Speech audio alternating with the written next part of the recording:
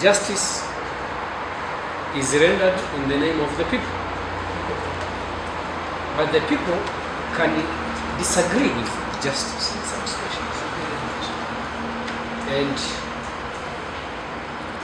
in a particular decision that was rendered out yesterday by the accused chamber of the ICTR, the people of this country are in serious disagreement. We believe it is wrong. It's wrong justice. It's a wrong decision. Many people in this country believe justice has not been done in that particular decision.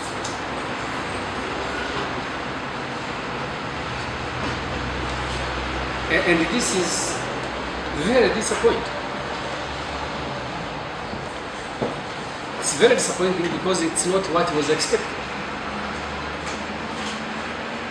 And apart from this decision being very disappointing, it's also very worrying. It's worrying because it is not the first time. You know, in the process of justice, you expect surprises, but some surprises are more surprising than others. When Bagambichi was acquitted, we thought it was a wrong decision. And we put it on record. We registered our disagreement, frustration, our disappointment. We thought it was wrong to acquit Bagambichi. It was equally wrong to acquit Zigiranyazo, Mr. Z.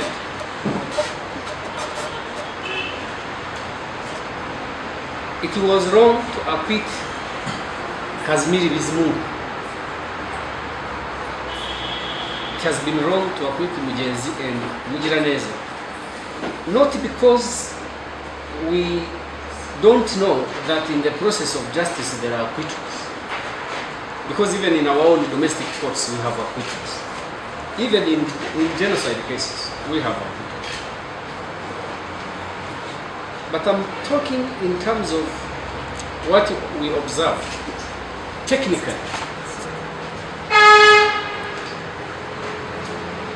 In some situations, you have acquittals that you could say was based on some people or some players having not done their homework properly. In some acquittals, you think there has been indifference, irresponsibility. Why am I saying it is worrying? It's worrying because the trend is pointing at exonerating political leadership from the responsibility of the genocide. So we shall end up with a situation, because let me speak as a lawyer again, I don't see why, based on this pending appeals that involves cabinet ministers, I don't see why they may not be acquitted as well. If we have to go by the precedent, if we have to play by the same rules of the tribunal, of the appeals chamber, I will not be surprised anymore if in several appeals that are pending that involves cabinet ministers, if they are also acquitted. Because the trend has been one of exonerating political leadership from responsibility. So we shall end up with a situation where the tribunal has convicted the rank and file and left out the real big fish, because there is no small fish in Arusha, but the real big ones. When you look at the decision, yesterday's decision,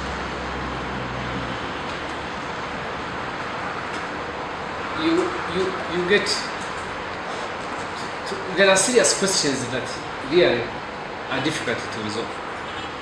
You had a conviction and a sentence of 30 years. Then you have the acquittal, total acquittal. In the past, we had similarly big sentences being overturned completely on appeal. So the question is, why do we have such a huge discrepancy of opinion between two international tribunal chambers?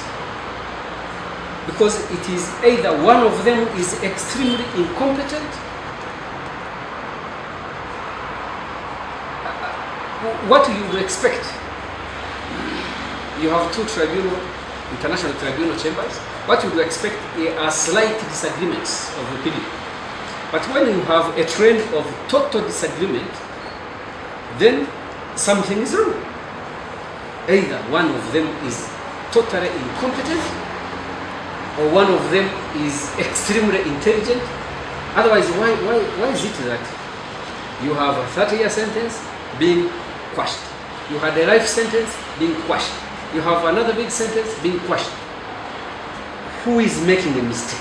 Is it a trial chamber or is it the appeals chamber? One of them. One of those two, there is a serious problem. It's unusual because we know hierarchy of courts and how they disagree from each other. But this, we are talking about the international tribunal. We are talking about international judges who should have differences in terms of how they view evidence. But this difference should not be so massive to the extent that one gives an indication that another one has done nothing or doesn't know what he's doing. Because that's what it means. When you quash a sentence of 30 years, it means the judge who rendered that sentence, in the opinion of the appeals judge, doesn't know what he's doing. Or possibly the appeals judge is the one who doesn't know what he's doing.